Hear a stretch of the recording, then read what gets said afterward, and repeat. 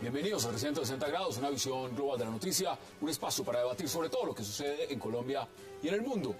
Iniciamos hoy 360 debatiendo sobre los nuevos ataques con ácido a mujeres en el país, convirtiéndose este crimen en una prueba de fuego para la Fiscalía y los jueces colombianos. En Bogotá fue atacada Inés Aminta Carrillo, quien tiene quemaduras en el 12% de su cuerpo. La policía ofrece 75 millones por la captura de su presunto agresor, alias Jairo. Y mientras esto sucede, ahora resulta que el atacante de Natalia Ponce podría no ir a prisión si se demuestra por parte de su defensa que es un enfermo mental. ¿Qué castigo debe darse a los agresores con ácido? Lo debatiremos hoy, aquí en 360. Y también hablaremos de la reunión entre los cancilleres de la UNASUR, representantes del gobierno de Nicolás Maduro y de la oposición, para buscar darle solución a la crisis venezolana. El principal resultado del encuentro entre el chavismo y la Mesa de Unidad Nacional de la Oposición es hacer otra reunión, pero más pública, con testigos de buena fe. Para ese diálogo serían testigos los cancilleres de Colombia, Ecuador y Brasil. La reunión sería mañana o pasado. Debatiremos el tema y al cierre hablaremos de Bogotá, ciudad donde se proponen peajes en zonas de congestión, mientras sus fuerzas políticas hacen dinámicas coaliciones. En el Consejo de Bogotá, estudios sobre los cobros por congestión, con el que se busca instalar peajes urbanos en algunos puntos críticos de la ciudad. En materia de movilidad, mientras esto ocurre, hay un controvertido encuentro entre el exalcalde Gustavo Petro, que se reúne con la candidata oficial del Polo, Clara López Obregón. No se sabe bien si para la terna a la alcaldía, apoyo a las presidenciales o elecciones atípicas. Hoy debate a Bogotá y no se muevan, que ya en segundos le damos la bienvenida a nuestros invitados.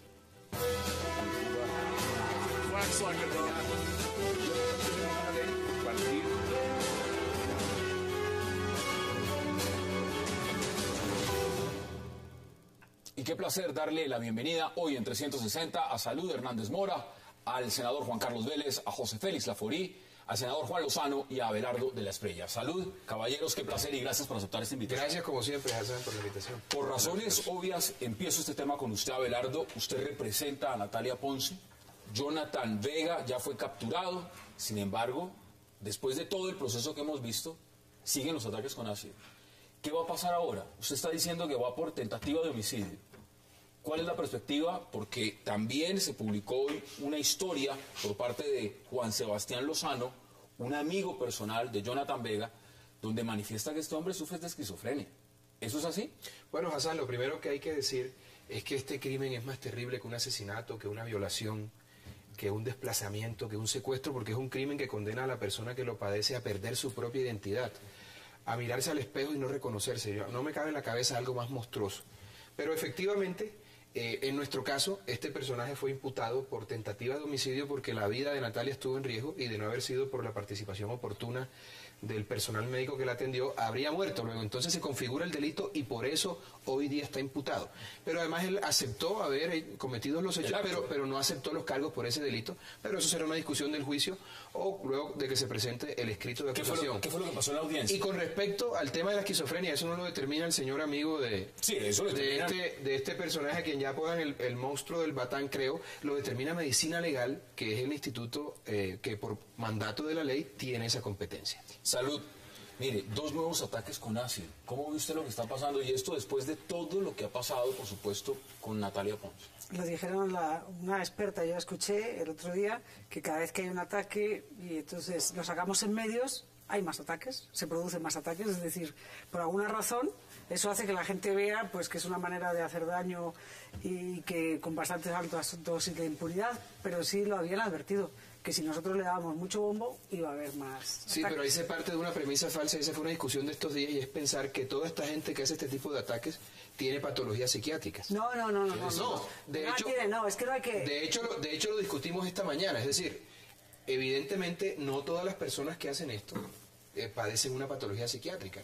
Sería tanto como no comentar los crímenes de la guerrilla, sería tanto como no comentar los homicidios. A mí me parece que entre más se visibilice el fenómeno tendrá un tratamiento diferente, no solamente por parte del gobierno, del Estado, sino también de la sociedad y de los medios de comunicación. Acá hay un tema de fondo. Pero no nos podemos cegar ante un tema tan grave y delicado. Te digo lo que dijeron los expertos. Sí, no, por eso. Senador, y también le doy la palabra a José Félix Lafori, senador Juan Lozano. ¿Mañana hay debate en el Congreso sobre este tema? Sí, yo he citado el debate porque aquí hay unos temas sobre los cuales el gobierno tiene que responder. Primero, ¿por qué no reglamentó oportunamente una ley que está expedida hace varios meses? ¿Por qué permitió que siguieran las zonas grises, por ejemplo, frente a la atención de las víctimas por el sistema de salud? ¿Por qué no se tomaron medidas preventivas en relación con este fenómeno? Segundo tema grande, recompensas. Aquí hay víctimas de primera y víctimas de segunda. El presidente Santos anuncia como si eso fuera una subasta hasta cuánto sube una recompensa. Hay una mujer trabajadora sexual de Bucaramanga agredida con ácido. La recompensa para el agresor, 5 millones. A Luisa Fernanda, la porrista de Millonarios, la asesinaron. Sí, sí. Recompensa por encontrar a ese asesino.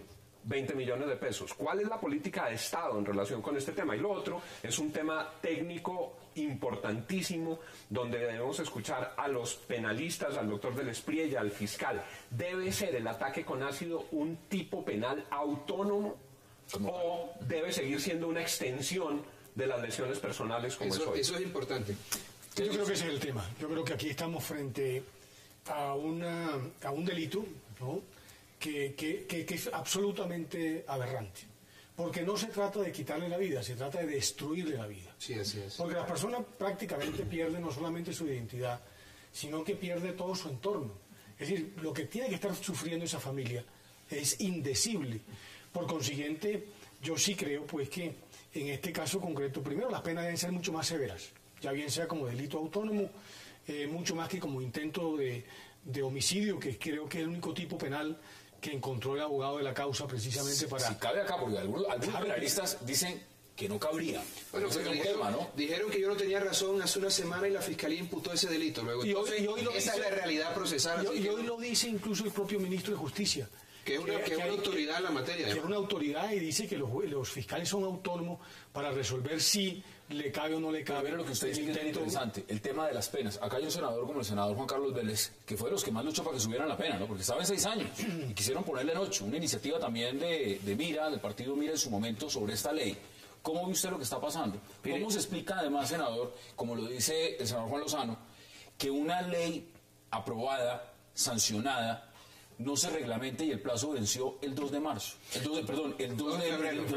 Bueno, en el debate de la Comisión Primera del Senado, nosotros pedimos penas drásticas de 20, 30 años. Eso lo planteamos en el debate. Ahí está en YouTube, cuando ahí subimos nosotros la intervención nuestra en esa Comisión Primera. Lamentablemente, hay algunos que dicen que debe haber una sola política criminal, que nosotros no podemos legislar de acuerdo a lo que digan los medios de comunicación, que hay que tener una gradación de las penas, que no pueden ser exageradas, que porque hay mucho hacinamiento también en las cárceles, salgan mil excusas y por eso entonces la pena que hoy existe es apenas de 8 años.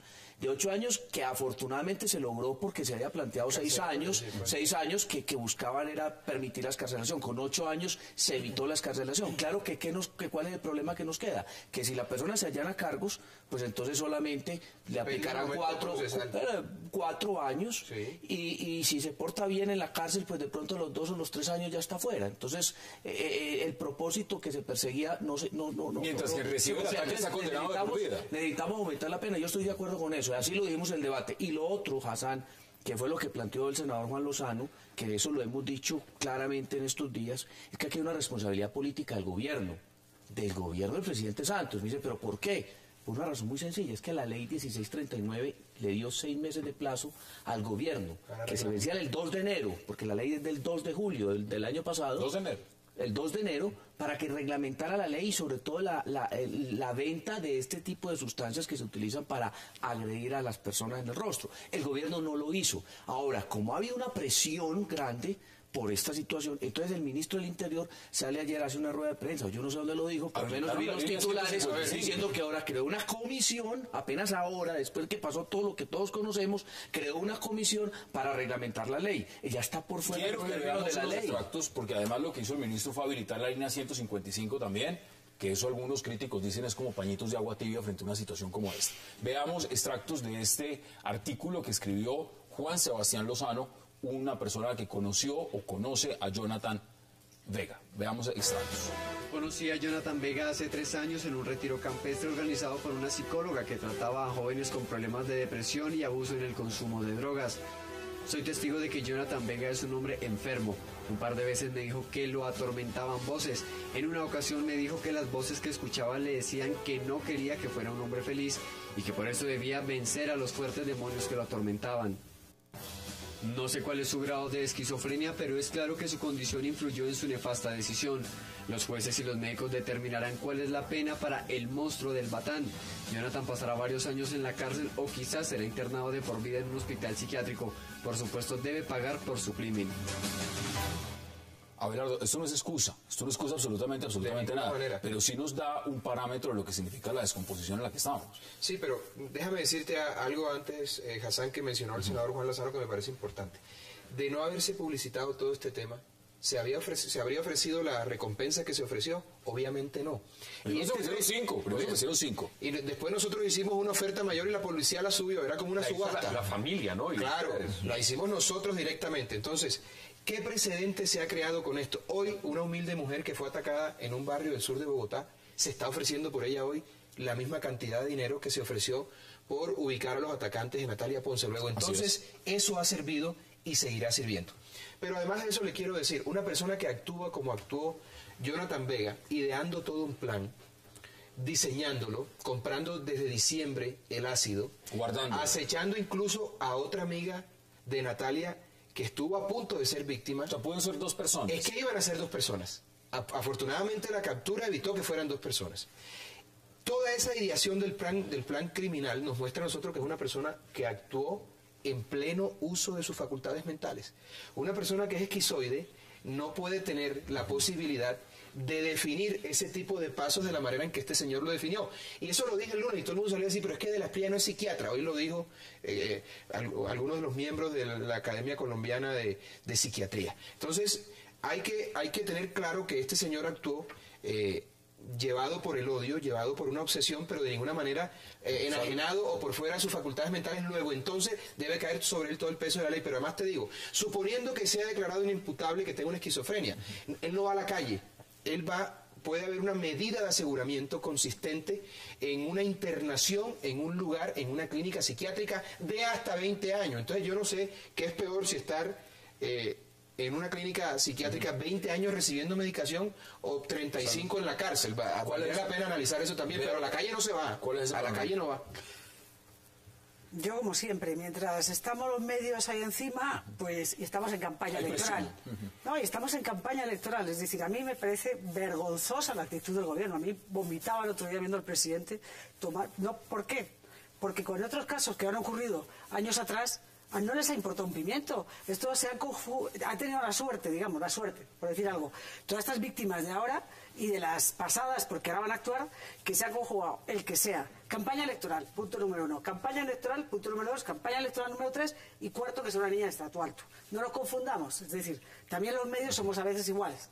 Una niña que bonita, de estrato alto, vende más que una no bonita, de estrato bajo. Eso es así. Y eso genera las declaraciones, la recompensa. No, es que como el presidente debería tener un poco, ellos que hablan de inequidad, es que eso es inequidad. Es decir, es que es una vergüenza. Es que un presidente no puede ponerse al frente de la manifestación. ¿Qué tal el ministro de Defensa dando el parte de que habían detenido al señor? Pero ¿cuándo lo ha hecho con otra niña de cualquiera de las que son de estrato bajo? Es que a mí, ya te digo, yo el otro día estaba espantada, digo, pero no tiene vergüenza, no tiene pudor. No, es que es descarado. Ahora, ¿cuál es la ventaja? Vale, perfecto, estamos en campaña, hay que aprovechar la campaña. Es decir, hay que aprovecharla. Todo esto hay que hacerlo antes del Mundial. Porque lo que no saquemos adelante antes del Mundial, ya no lo sacamos adelante. Porque ya lo dijeron. En el 2012, esta ley, te recuerdo, esta ley se produjo por una serie de actos de estos que pasaron varios, no fue un caso nada más, fueron varios casos juntos, hubo un escandalito mediático, escribimos unos cuantos de ese tema y fue, por eso no, primero fue en Bogotá una de Mira y después fue la senadora de Mira, las dos que impulsaron esa ley, pero como eso dio hasta donde dio. hasta que se puso encima de la mesa el presidente, y como ya estábamos en otra película, ya no les importó. Ahora el presidente hay que acogerle bien cogido para que haga las cosas como Dios manda, y también para que esos 75 millones, yo estoy absolutamente en contra de todas esas de todas esas recompensas. Tengo que ir a una pausa.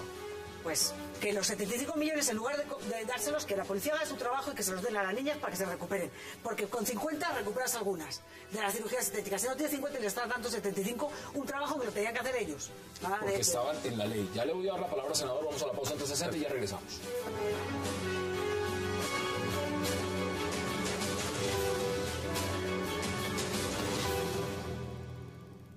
Indignación nacional que causa una agresión con ácido, el gobierno anunció de nuevo medidas para tratar de contrarrestarlo y reglamentar por fin la ley que aumenta las penas para quienes cometan este delito e incluye algunos beneficios para las víctimas.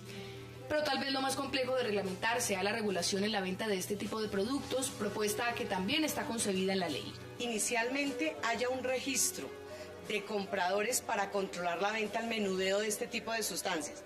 Y el siguiente punto es la regulación de la comercialización. La trazabilidad del producto podría determinar ese producto que se compra, para qué se utiliza y por quién se utiliza. La identificación plena del comprador es básicamente de lo que se trata este registro, pero según el ministro del Interior existen más de 10.000 sustancias químicas con las que se puede hacer daño a otra persona, incluyendo muchos productos domésticos. Esto también podría pensarse que se puede salir de las manos, pero hay establecimientos que están dedicados, y lo que se puede mirar en el histórico de estos delitos es que el agresor va a ciertas ferreterías a comprarlos con nombre propio y no los compra así como por botellas. En los últimos 10 años se estudian 923 demandas interpuestas ante la Fiscalía por ataques de este estilo. Regresamos a 360, vamos a concluir. Senador, ¿quiénes están citados mañana en el Congreso? ¿Ministro de Salud? Ministro de Salud, Ministerio de Defensa, de Justicia, Fiscalía General de la Nación. Va a asistir el señor vicefiscal, el doctor Del Espriella en su condición de abogado de las víctimas. Y lo que esperamos es una claridad sobre estos temas que mencionaba y sobre lo que al final de esta nota refieren.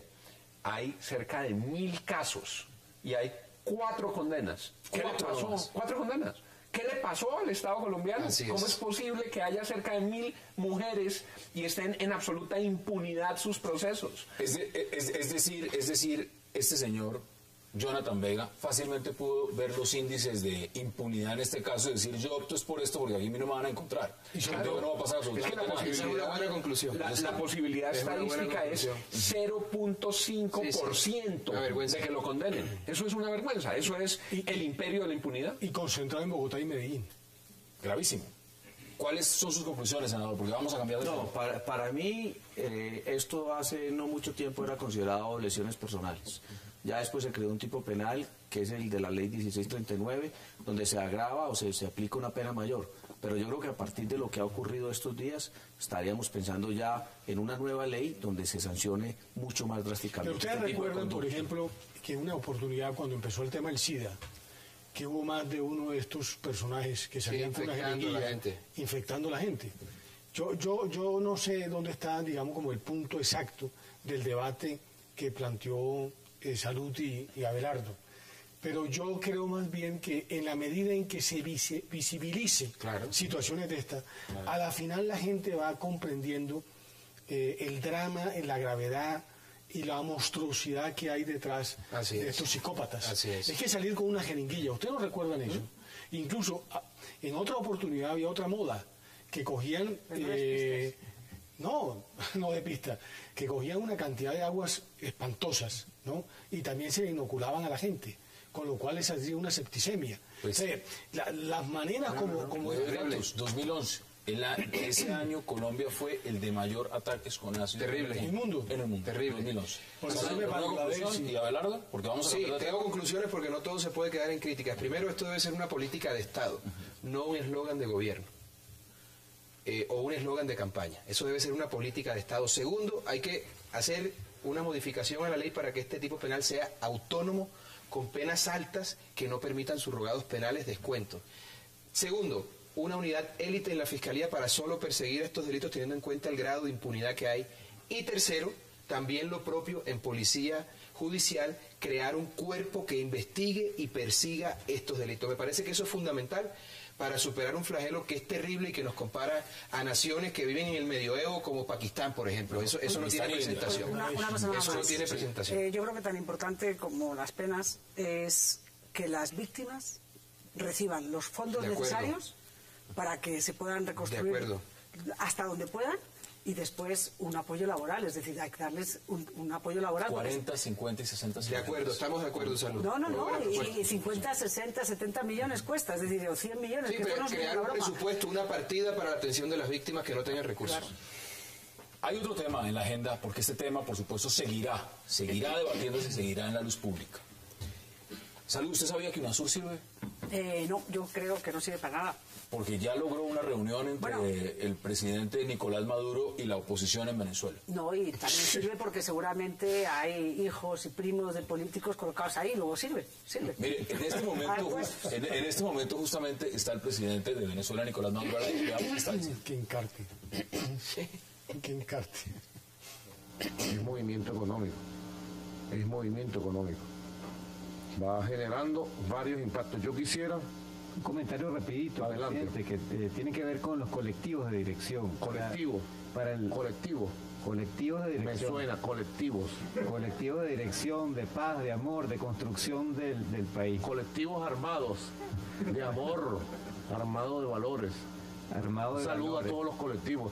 Yo se lo decía hoy, allí también en la conversación, le decía, no, los colectivos son una fuerza de trabajo, de amor a la patria, de pasión. Así que ustedes saben que de pronto son mundos distintos, ¿no? Yo le decía allí, cuando ustedes dicen colectivo, uno siente lo grande, lo bueno, el trabajo colectivo, todos juntos haciendo algo bueno. De pronto uno dice colectivo y alguien de la derecha, ¡pum!, gente armada, asesinos, malvados. ¿Verdad? Eso no puede ser, porque son venezolanos. Lo mismo hacían con los círculos bolivarianos hace 12 años, ¿se acuerdan? Por esta época, que los círculos asesinos, los círculos del terror, y era gente trabajadora, de las más humildes, que habían sido invisibles toda la vida, y el comandante Chávez los incorporó en los círculos bolivarianos. Rodríguez Torres era el coordinador de los círculos bolivarianos. Esto que estamos viendo es en vivo y en directo, hora de Colombia, 8:26 p.m., es media hora más en Venezuela, en Caracas. Esto es el programa del presidente Nicolás Maduro en radio y televisión que se llama En Contacto con Maduro, y está hablando, por supuesto, de estos colectivos armados de amor después de la reunión que tuvo gracias a UNASUR con la oposición. ¿Cómo ven el panorama? A mí me parece un acto de cinismo oficial sin igual. Lo que el mundo ha visto es la tortura de sus estudiantes, el asesinato, el abuso del poder, la negación de la libertad de expresión, para que hable de colectivos de amor. Y me parece que es vergonzosa la posición que ha tenido la Cancillería colombiana, arrodillada ante el régimen de Nicolás Maduro, quién sabe por qué causas que no son capaces de confesar. Hay unas evidentes asociadas con Cuba y las FARC, pero no hay derecho a que la Cancillería colombiana, que había tenido una historia de dignidad en la defensa de los derechos de los ciudadanos, esté prestándose para un juego de legitimidades sin ningún empeño por defender la Debería libertad. darse algunas condiciones antes de ese diálogo, porque Empezando por liberar los presos políticos. ¿Cuál diálogo con la gente en la cárcel? ¿Qué dicen? Pero Juan tiene un tema que a mí me parece de la mayor trascendencia. Yo creo que Colombia tenía una larga tradición internacional. Los cancilleres tenían peso específico. Y la Cancillería colombiana, que probablemente puede no ser como la Cancillería brasilera, tenía que entender hacia dónde iba el hemisferio cuando empezó el desmonte, entre otras cosas con el desafortunado nombramiento de Insulza, que es un insulso en la OEA. A partir de allí vino el desmonte completo de los organismos multilaterales que, entre otras cosas, defienden regímenes democráticos donde la libertad de medios, aquí ya donde la democracia liberal, el papel imprenta para el claro, porque no tiene con qué imprimir. Por ello yo creo que lo que está planteando Juan es la mayor importancia. ¿Qué papel tan absolutamente vergonzoso de la Cancillería colombiana. Es decir, no solamente no dijo nada cuando conculcaron los derechos de miles de venezolanos que protestaban contra un régimen. Se han vuelto notarios de la injusticia. Buena frase. En este momento, se ha vuelto notario de la injusticia, consolidando una dictadura por cuenta de la Cancillería colombiana. Acá hay un tema, y esto, porque somos un programa en vivo, nos están reportando en este momento que hay 2 explosiones en el centro de Bogotá, en la carrera quinta con 34 y en la carrera séptima con 48. Estaremos pendientes de esa información, de qué es lo que está pasando, para continuar y ampliar, por supuesto, por eso es lo que nos están reportando. Con 3 años de santo, imagínate Ahora, ese tema, el tema de las condiciones, porque es que venga UNASUR y diga, no, siéntense a hablar. A mí lo que me parece, yo cualquier cosa de reunión de este tipo lo que hace es avalar un régimen, para mí es una dictadura, Venezuela, no tengo ninguna duda. Es decir, el hecho de que ya le tengan que mandar papel y todavía siguen diciendo los medios aquí, no, vamos a ver si nos reciben el papel, pero si ya tienes que mandarle papel, porque quieren ahogar a los medios, ya los han ahogado casi todos prácticamente de los medios independientes.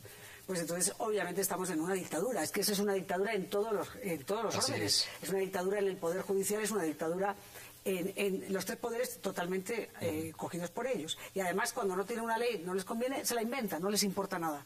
A mí me parece muy grave que Colombia avale algo que es una farsa. Es decir, es una farsa. Reunirse como organismo, que vaya UNASUR, pero que vayan los del ALBA. Es decir, que vayan los del ALBA, UNASUR es ALBA, entonces que vayan ellos. Yo creo que Colombia solamente puede estar con las organizaciones internacionales, en las que yo no creo mucho, pero al menos en las que son medianamente serias.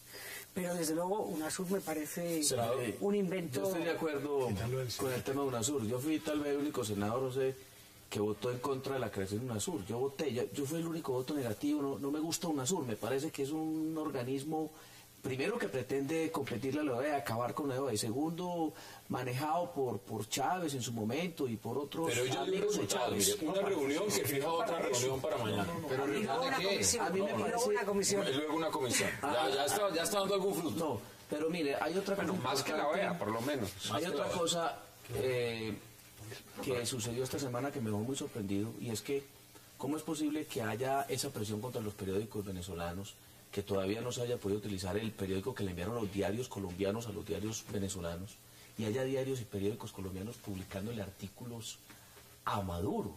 El periódico colombiano estos días, hace 2 o 3 días, sacó un artículo de Nicolás Maduro, y dije, pero ¿cómo así que nosotros le vamos a abrir las puertas aquí a Nicolás Maduro? Y escribe como habla. Claro, no, pues yo creo que le escriben algo, pero lo último que les quería contar es que hoy en La Haya varios parlamentarios latinoamericanos firmamos una denuncia contra Nicolás Maduro. Se está radicando, precisamente hoy fue radicada la denuncia por violaciones a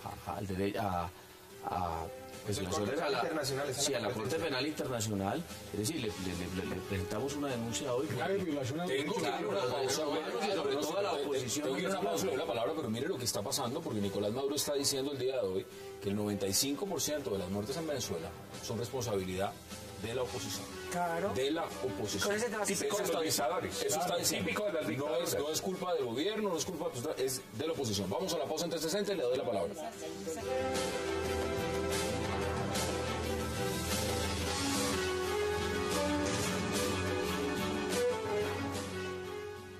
Este no es el inicio del diálogo. Esta es una reunión exploratoria en la cual venimos a ver, por invitación de los cancilleres sudamericanos, si hay condiciones para que el diálogo se produzca. Vamos a conversar acerca de la agenda que hemos planteado, de la agenda que plantea el gobierno nacional. Vamos a hablar acerca del tercero de buena fe, que debe ser mutuamente convenido. Y vamos a hablar entonces de, si esas condiciones están dadas, de posibles fechas y lugares y horas para la reunión. Espero que a la salida podamos hablar de nuevo y les tenga nuevas noticias. Regresamos a 360, el señor Aveledo de la oposición. Mientras tanto, Leopoldo López y alcaldes de la oposición encarcelados, y María Corina Machado destituida prácticamente. A mí me desconcierta la inocencia de la oposición venezolana. ¿Cómo asisten a semejante farsa, a validar ese entuerto? Es tanto como el marido que le pega a la esposa y lleva que arregle el problema a casa de él, a casa de la madre. O sea, ahí no hay garantías de ninguna clase. Eso todo es una farsa. No, pero eso le estaba hablando UNASUR. No, eso no tiene presentación. UNASUR es una organización que se creó para, digamos, proteger los intereses de la izquierda radical, y eso es lo que han hecho de manera consuetudinaria. Pero además de eso y al margen, yo me pregunto, ¿qué está pagando el pueblo venezolano para soportar un personaje del Paleolítico inferior como Nicolás Maduro? Es una cosa que uno dice, pero ¿qué está pagando ese pobre pueblo? ¿Para dónde va eso? Eso va a terminar mal, ¿eh? Eso no tiene salida, porque esa gente se va a radicalizar y se quieren quedar con el poder a sangre y fuego. Yo estuve haciendo una nota hace poco en San Cristóbal, en Táchira, que San Cristóbal porque es como decían, la ciudad rebelde, la más radical. Y yo no le veo salida. Yo no le veo salida porque, por ejemplo, una noche me tocó ver, había una barricada en una calle y parte de los vecinos de esa calle llamaron a la policía solamente iba a quitar la barricada si les apoyaban vecinos. Entonces estaban en un lado los vecinos que apoyaban que quitaran y los otros, la oposición, estaba enfrente con cacerolas y dando cacerolas. Y era una tensión, es decir, es un odio. Para mí lo peor que hizo Chávez, lo peor de todas las barbaridades que hizo semejante personaje, que Dios lo tenga donde lo tenga, da igual, pero bien está por allá afuera. Lo peor que hizo fue crear una división casi irreconciliable. Para mí eso es lo peor, el mayor delito que ha cometido Chávez. Yo estoy de acuerdo contigo. La polarización. Es un odio, pero es que no es polarización, es un odio. Sí, se odia la mitad con la otra mitad. Es muy difícil de restañar. Pero además un odio por una razón elemental. Porque es que Chávez primero armó una parte de esas milicias que sí están actuando de la mano de lo que hoy es un régimen. Están torturando a los estudiantes y están diciendo ahora que el 95% es responsable de la oposición. Y segundo, como en la época de los romanos, circo y pan, terminó dándoles a unos y quitándoles a los otros, en el mismo barrio. Y por supuesto nadie es capaz de salirse de la fila donde recibe el gobierno, porque automáticamente se queda sin esa protección. Sin el pan y sin el circo. Si usted formara parte de la oposición en Venezuela en este momento, de eso lo que queda de la Mesa de Unidad Nacional, ¿usted se hubiera ido a hablar con el gobierno de Nicolás Maduro teniendo a Leopoldo López preso, alcaldes presos, a María Corina Machado y varios estudiantes torturados? Por supuesto que no. Y por eso mencionaba que una condición debería ser la liberación de los presos políticos. Porque eso además tiene otro ingrediente. Leopoldo López le habría podido ganar la presidencia a Nicolás Maduro. Y si a Leopoldo López no lo hubieran inhabilitado, probablemente sería el presidente de Venezuela. Además de las trampas que nunca pudieron dilucidar.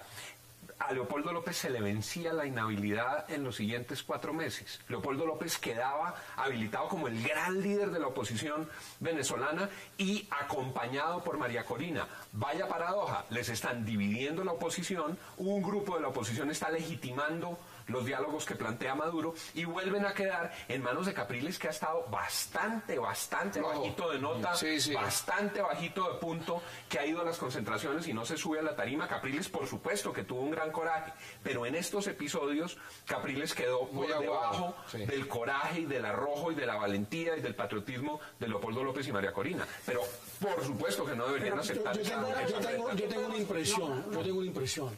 Es que a mí no me suena, Juan, que los gobernadores que se han prestado para esa farsa no hayan sido desde el primer momento identificados. Porque el entuerto que tienen que tener 3 cancilleres de llegar supuestamente a abrir un espacio de negociación con un gobierno de esta naturaleza, porque ya sabemos cómo es el régimen. Lo dijo ahora Salud, es que siguen prácticamente lo que es el protocolo en Cuba, van a la radicalización plena. En consecuencia, unos cancilleres allí, si antes no habían identificado a estos gobernadores que se están prestando, como bien lo dice Juan, para legitimar a un gobierno, no hubiera abierto la posibilidad de mediación. Son sus conclusiones, porque vamos a cambiar de tema sobre eso que está pasando en Venezuela y si esto tiene futuro, porque ya acaban de decir que hay una reunión sobre otra reunión y posiblemente otra reunión. Hay la oposición está claramente dividida, es decir, la posición de Capriles es que hay que dialogar, que no se puede radicalizar tanto porque tú te tienes que ganar a los chavistas si quieres un día, aparte del chavismo, si quieres un día llegar al poder. Esa, digamos, es una parte de los que están en esta reunión. Y luego está la parte de nosotros, de María Corina y Leopoldo López, que es pues que no se puede dialogar mientras no hay unas condiciones previas mínimas. Entonces, esa división es mala para la oposición. Pero bueno, son dos tesis. Capriles no es que esté sometido a Chávez, digo a Maduro, sino que piensa que esa es la vía para más adelante conquistar el poder, ganarse a unos chavistas. Yo Conclusiones, brevemente. Lo que tiene que ver con Colombia, espero por supuesto que el pueblo venezolano pueda salir de esto, pero lo veo muy lejano por las complicaciones que hay y la radicalización que viene. Pero lo que tiene que ver con Colombia, el gobierno colombiano no puede seguir notarizando las barbaridades que se hacen en Venezuela. El gobierno colombiano tiene que sentar Acuérdense que el su presidente voz de Nicolás Maduro protesta. dijo: no se metan en los asuntos pero internos de eso Venezuela. es una vergüenza, pero llaman a la canciller que se presta para esa farsa a servir de mediadora en un asunto que evidentemente, como lo dice José Félix Laforía, estaba montado ya. Esos 3 cancilleres no aparecieron por arte de magia, eso estaba cuadrado ya y eso es una encerrona.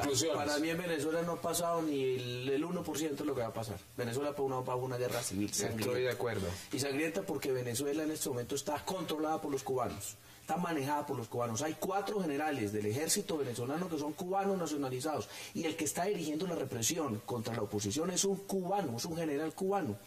Además, Venezuela es hoy una colonia de Cuba, le está entregando, regalando, a pesar de la pobreza y la crisis que hay, $4.000 millones al año en petróleo. 13.000 millones de dólares. Tiene miles de cubanos en este momento tratando de concientizar a los venezolanos que el mejor camino es el socialismo del siglo XXI. Entonces va a una guerra civil porque la idea de Maduro es consolidar el poder cubano. Acuérdense que Maduro fue entrenado y capacitado y preparado en Cuba. Y ungido en Cuba. ¿Entrenado y capacitado en qué?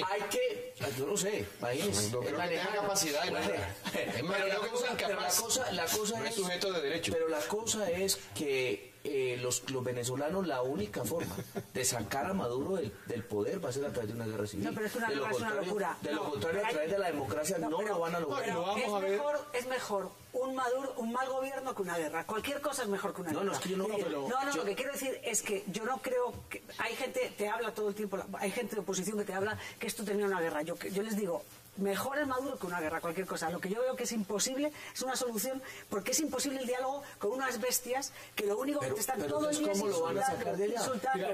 ¿Cómo lo van a sacar de allá? No, es que no lo vas a sacar. A través de un mecanismo democrático no va a funcionar. Una última conclusión. Mira, aquí todo va a salir mal.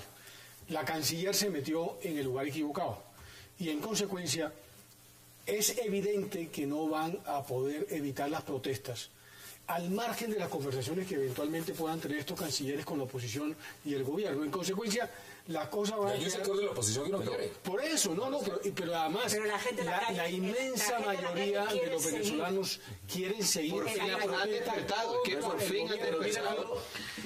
Yo creo que es fundamental que estos bastante inútiles organismos internacionales se concentren en el tema de transición democrática. Es ahí donde deberían poner el foco, que las próximas elecciones en Venezuela no se las roben, que si hay acusaciones hagan los reconteos, y eso es lo que el sector de Leopoldo López y María Corina está pidiendo. Busquemos unas condiciones para poder establecer cuál es la voluntad real, no la voluntad tramposa, no la voluntad del escrutinio del pueblo venezolano, para saber si el pueblo venezolano quiere que siga el chavismo o quiere... Una cosa muy puntual, si no es el camino de la guerra civil, el otro que uno ve en el horizonte es el golpe de Estado. Golpe de Estado de militares que acuérdense que estos días capturaron a 3 generales que estaban... Sí, pero va a salir mal en todo caso. Eso sale mal. Eso sale mal. El problema es que tal corrupción y vivir allí es insoportable. Yo estaría en las barricadas todo el día. Es que la gente no sabe lo que es salir por la mañana y para cualquier cosa una fila. Y cuando llegas después de varias horas no hay lo que tú necesitas. Pero es que necesitas cualquier... Es que no es cualquier pendeja. No, es que es horrible en el día a día. Que te insulten a toda hora. Que a toda hora tú no sabes. Abres tu tienda y no sabes a qué hora te van a venir a cerrar porque les da la gana. Que tú tengas cualquier empresita te la acaban. Que tengas una inseguridad de todo orden, inseguridad en las calles, inseguridad jurídica, inseguridad para hablar, no sabe, es decir, es un régimen dictatorial brutal y además con una corrupción. Es más, yo creo que al lado de la colombiana nosotros somos nada al lado de la corrupción brutal del régimen chavista. Es asqueroso. Digo chavista porque ¿sabes en qué lo educaron? En ser lacayo. La oposición está pidiendo 3 cosas. Era un lacayo.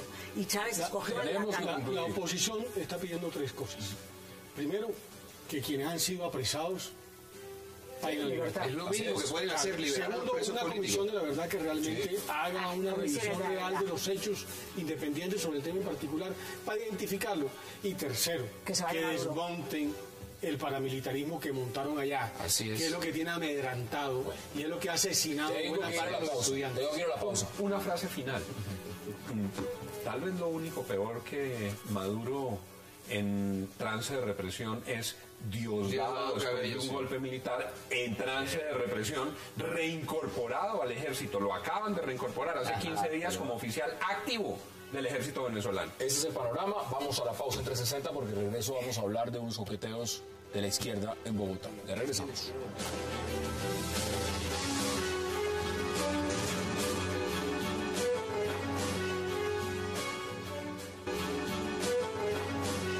Regresamos 360 a la recta final. Salud, ¿cómo le parece a usted Clara López Obregón y Gustavo Petro juntos? Pues, bueno, no sé cómo decirte. Todo es que la política hace extraños... No, es dinámica, es dinámica. La política es dinámica, hace extraños compañeros de cama, cualquier cosa. El doctor de las Piedras tiene una frase para eso. ¿Qué quieres que te diga? No, yo hice un artículo, pero no sobre... Hice un artículo sobre Vargas Lleras y sobre Santos que se llamaba Cucarachos del mismo calabazo. Puede aplicar en este caso también. No, a ver, hay unas presidenciales. ¿Sabes el problema? El problema ya, Bogotá ya es una broma. Porque es que estaban diciendo hoy que si ahora resulta que el Consejo de Estado, como no es en sala plena, sino es en una sala, que de pronto le devuelven a Petro la alcaldía. Entonces se devuelve la alcaldía y entonces volvemos otra vez a la revocatoria. Entonces estamos todo el día los 35.000 millones para revocatoria, ahora no, para las elecciones, ahora no, a la revocatoria. Es decir, esta ciudad se va ya más, no sé, al despeñadero, estamos ya despeñándonos y nos vamos a ir al fango. Pero es que... Pero en serio, digamos que esa alianza no tiene nada de extraño. Son dos personas de la izquierda, aunque yo debo reconocer que a mí me parece Clara López Obregón una mujer seria. Me parece que lo hizo bien cuando reemplazó, y me parece una excelente candidata en honor a la verdad. No pienso lo mismo del señor Petro, lo cual me parece que podría afectar en plena campaña electoral a la doctora López Obregón. Lo que pasa es que aquí hubo una división que acabó con el Polo, por lo menos no acabó, pero sí dividió al Polo y Progresista se fue con la Alianza Verde. Hay una parte balseada, que es Peñalosa. Peñalosa sí está como el cuento de la vivienda, en el lugar equivocado. Porque pero vamos a ver cómo le sigue yendo. Entre otras cosas porque es evidente que estos amores no a espaldas, en el fondo a quien terminan de sustraerle pues una parte de esa alianza que hicieron los verdes con el progresismo es precisamente a Peñalosa. O sea, yo no entiendo cómo Peñalosa se puede mantener en una coalición donde evidentemente la gente de izquierda no quiere estar con él. A ver, pero vamos por partes. Y se salió una gente de los verdes, ¿no? Si esto es en miras de unas presidenciales. Claro que entre los que se salieron un apoyo de la izquierda, ¿cómo viste esa alianza? Lo que a mí me resulta muy difícil de comprender es que el conjunto de los dirigentes más importantes de la izquierda colombiana, ante una oportunidad sin igual que tenían para alcanzar el poder, no hubieran encontrado unos mecanismos para definir reglas de juego, para ponerse de acuerdo en la presentación de un proyecto al país.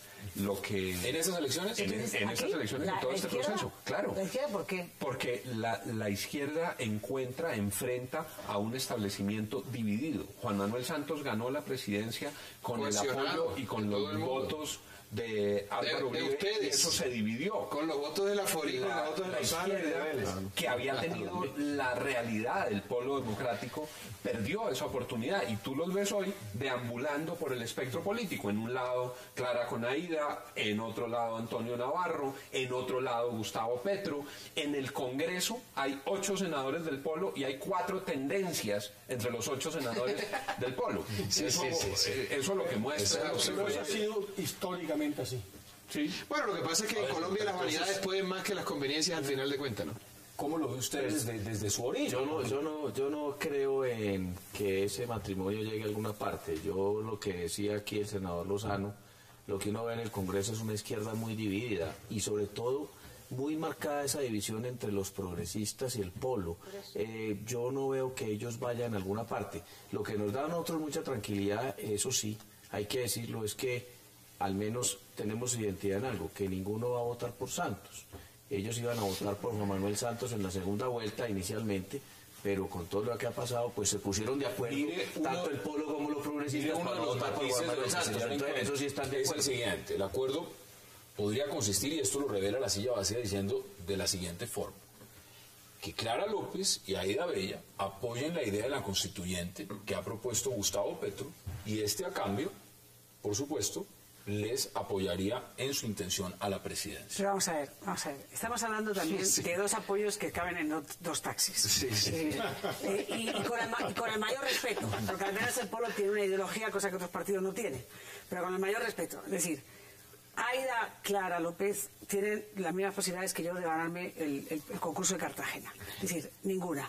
Si te alías con Petro, pues de pronto ni siquiera pues vestimos a la reina. No sé. Pero es que no podemos hacer. Es una alianza de perdedores. Pues legítima. ¿Deberían entonces apoyar, por ejemplo, a Peñalosa? No, es que no, pero es que eso ya es de locos. Es decir, la política es de locos, porque es que a mí que no me cuentes. Pero no, yo no lo veo. No sé, si yo fuera no me preocuparía que hablen todo lo que les dé la gana, es decir, no me preocuparía, no me quitaría un minuto de mi tiempo, yo pensaría en otras cosas que creo que son rivales. Ellos no son rivales y tienen todo el derecho a reunirse a veces, y de todas maneras es incongruente, porque es que Petro, no puede olvidar que Clara López finalmente fue secretaria de gobierno de Moreno, es decir, y Petro lo que se pasó fue atacando y con toda perdóname, Petro no ha dicho para qué quiere la constituyente. No, la constituyente, pero es que los del Polo tienen que apoyar a la constituyente porque ellos apoyan. Sí, pero al margen de eso, yo creo que sí es necesaria una constituyente, pero para reformar a la justicia en profundidad, el sistema electoral. Eso se requiere, claro. Menciona Abelardo Lespiella, y yo estoy de acuerdo. Quiero decir que con esta primicia de la silla vacía, yo mañana las voy a llamar para decirles, yo les ayudo en la primera parte, que la de la constituyente. Pero para sí requiere bloquear lo que está ocurriendo en el Congreso. Ni este Congreso que está terminando, ni el que se acaba de elegir, tiene la posibilidad de reformar la justicia. Ahí tengo el proyecto de ley. No, pero puede ser mejor. Puede ser mejor. ¿Sabe quién? Bueno, les cuento algo. Dentro del Polo hay un senador, el más votado, el senador Jorge Enrique Robledo, que representa un sector que es el MUIR dentro del Polo. Y el de esta reunión, al parecer, no sabía de más. No, pero es que no puedes saber porque hay un enfrentamiento. Además, ellos detestan pero volvamos un momento a la constituyente nada más. Eso que dicen que es que va a cambiar, una constituyente va a cambiar. ¿Qué pasa? ¿Que la constituyente solamente podemos elegir alemanes y japoneses? Porque es que salvo que elijamos alemanes y japoneses, aquí se va a elegir la misma porquería. Y no se va a reformar la justicia, porque ellos no se quieren reformar, porque viven felices en esa inmundicia en la que trabajan. No depende de ellos. Yo creo varias cosas. A mí me parece que además es una tendencia natural que se busque Petro con Clara. ¿Nos salieron peleados? No, de acuerdo, pero digámoslo que ahí por lo menos hay un escenario de identidad ideológica. Me parece que eso tiene hasta algún grado de coherencia. El que no estaba jugando coherentemente ahí era Enrique Peñalosa, que tendrá un costo político. Y me parece que ese sector eventualmente podría plantear alguna cosa que vaya mucho más allá de la coyuntura. Y sí creo, como lo dice Abelardo y lo está refiriendo Lozano, que Colombia sí requiere una ¿Pero para otra elección de Uribe? Conclusiones, senador. No, 20 segundos. Sigo insistiendo que aquí la izquierda sigue muy dividida, no tiene opciones de poder, y vuelvo y aprovecho y echo la cuña también. Yo estoy de acuerdo con la constituyente para la reforma de la justicia. No, sí, usted para la reforma de la justicia y por debajito para la otra elección de Uribe. No, pero siempre piensas más. Eso hay que creer en la gente. Eso es un cuento de elección. En lo que a mí respecta, desgraciadamente acierto. En lo que a mí respecta, yo creo que la constituyente es necesaria para la reforma de la justicia y una reforma electoral. Senador Juan Lozano, conclusiones de ese debate. Yo creo que Colombia necesita una reforma electoral. Colombia necesita cambiar las reglas de juego para el ejercicio de la política. Así es. Por esta ruta que vamos, las instituciones están perdiendo toda su legitimidad. En el componente político, la Constitución del 91 nació de un conejazo que le metieron a los colombianos, que fue revocar un Congreso para volverlo a elegir y para que contrarreformara la Constitución. Y ese pecado original hay que purgarlo, hay que cambiarlo y hay que darle al país la posibilidad de volver a creer en su política. Se nos acabó el tiempo. Pero tengo el titular. La Forí, Lozano y Vélez están de acuerdo con Petro. Gracias a Saludos, Hernández Mora. gracias. Abelardo Lefrey, un placer. Y senador Juan Carlos Vélez, gracias por estar aquí. A usted gracias por acompañarnos. Repetición de este programa 11:30 de la noche. Recuerden, mañana la cita a la misma hora, 8 p.m., para seguir debatiendo toda la agenda política de Colombia y del mundo. Gracias por acompañarnos.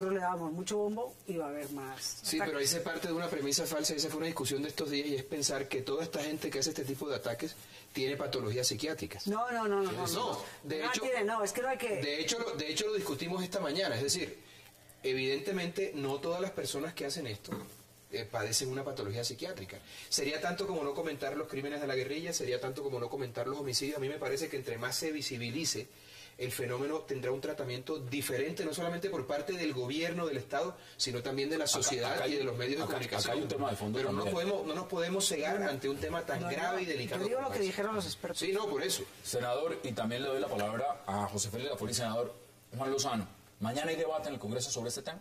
Sí, yo he citado el debate porque aquí hay unos temas sobre los cuales el gobierno tiene que responder. Primero, ¿por qué no reglamentó oportunamente una ley que está expedida hace varios meses? ¿Por qué permitió que siguieran las zonas grises, por ejemplo, frente a la atención de las víctimas por el sistema de salud? ¿Por qué no se tomaron medidas? El principal resultado del encuentro entre el chavismo y la Mesa de Unidad Nacional, la oposición, es hacer otra reunión, pero más pública, con testigos de buena fe. Para ese diálogo serían testigos los cancilleres de Colombia, Ecuador y Brasil. La reunión sería mañana o pasado. Debatiremos el tema y al cierre hablaremos de Bogotá, ciudad donde se proponen peajes en zonas de congestión, mientras sus fuerzas políticas hacen dinámicas coaliciones.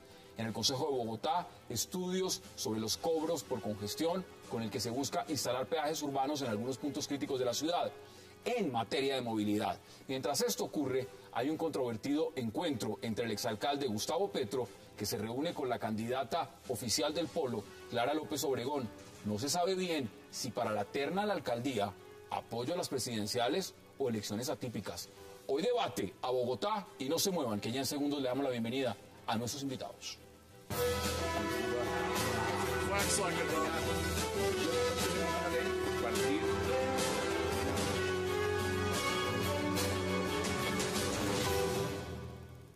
Y qué placer darle la bienvenida hoy en 360 a Salud Hernández Mora, al senador Juan Carlos Vélez, a José Félix Laforí, al senador Juan Lozano y a Abelardo de la Espriella. Salud, caballeros, qué placer y gracias por aceptar esta invitación. Gracias como siempre, Hassan, por la invitación. Por razones obvias, empiezo este tema con usted, Abelardo. Usted representa a Natalia Ponce.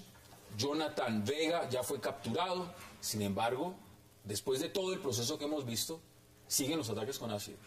¿Qué va a pasar ahora? Usted está diciendo que va por tentativa de homicidio.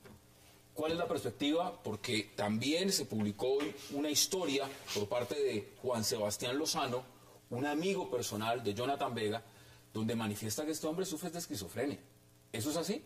Bueno, Hassan, lo primero que hay que decir es que este crimen es más terrible que un asesinato, que una violación, que un desplazamiento, que un secuestro, porque es un crimen que condena a la persona que lo padece a perder su propia identidad, a mirarse al espejo y no reconocerse. No me cabe en la cabeza algo más monstruoso. Pero efectivamente...